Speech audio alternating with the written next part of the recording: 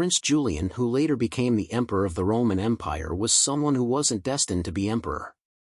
Although from a royal family, his relative and current emperor killed his family. He was sequestered away in different places, but was given an education and training as any rich Roman would have had. But the emperor at the time, Constantius, needed Julian's help in Gaul. So Constantius gave Julian titles where he would be a prince and needed to suppress the invasions and stabilize Gaul. In glorious fashion, Julian was able to rise to the challenge and do just that. But gaining glory and to outshine the emperor was always a deadly game.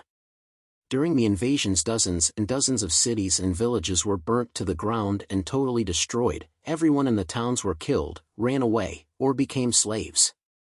Julian was taking steps to help rebuild Gaul, and we have a letter Julian sent to one of his friends, acknowledging the danger he was in by making a name for himself bigger than the Emperor Constantius.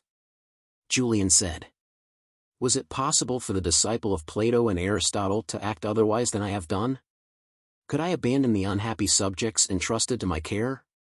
Was I not called upon to defend them from the repeated injuries of these unfeeling robbers? A tribune who deserts his post is punished death, and deprived of the honors of burial. With what justice could I pronounce his sentence, if, in the hour of danger, I myself neglected a duty far more sacred and far more important? God has placed me in this elevated post, for Providence will guard and support me. Should I be condemned to suffer, I shall derive comfort from the testimony of a pure and upright conscience. Would to heaven that I still possessed a counselor like Sallust. If they think proper to send me a successor, I shall submit without reluctance, and had much rather improve the short opportunity of doing good than enjoy a long and lasting impunity of evil." These are the sentiments of a true leader, someone who embodied the philosophy he so believed in. He looked up to and idolized great men like Plato and Aristotle, and wanted to be like them, and didn't want to let their memory down.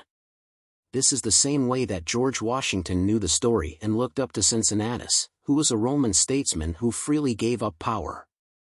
George Washington could have taken more power had he wanted, but he had someone he wanted to emulate. He understood that reputation and how you are seen in history is more important than a little more power in this short life. Julian knew he couldn't control the behavior of others. He was given his title and power by the people who murdered his family. He had one small opportunity, and he was going to do the right thing.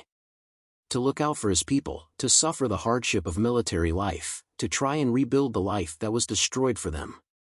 I don't think modern people take the word sacred duty as seriously as people did in the past. Julian writes about this responsibility he has, the sacred duty to the people he was entrusted as their leader. That meant he would put their well-being over his own. That he would not take advantage of them, that he would not be a hypocrite. To abandon your post as a regular soldier was a death sentence, so he should suffer the same fate as well. Leaders should not be exempt from the rules they enforce. That is the first sign of a bad leader and corrupt system.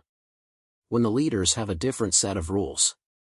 Julian believed that God had placed this responsibility with him, and it wasn't a burden, it was an opportunity for him to prove that he was a man of his word. That he was going to live out his beliefs and his philosophy.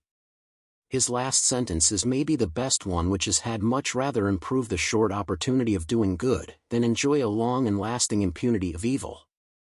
We are all on this earth for a short opportunity. How do you want history to remember your time? Did you make good on your opportunity? Did you leave your corner of the world better than when you arrived, or worse? A good way to leave life better is to look at great people and philosophies of the past, and emulate it. Look at Julian, someone who was forced into power by someone who killed his family, assuming there was a high chance he himself would be killed either in battle or after if he was successful, and still did the right thing anyway. He still sacrificed and tried to rebuild the average person's life. Don't be afraid of death, be afraid of dying with shame, dying a hypocrite, dying as someone who had so much more to give, but chose not to.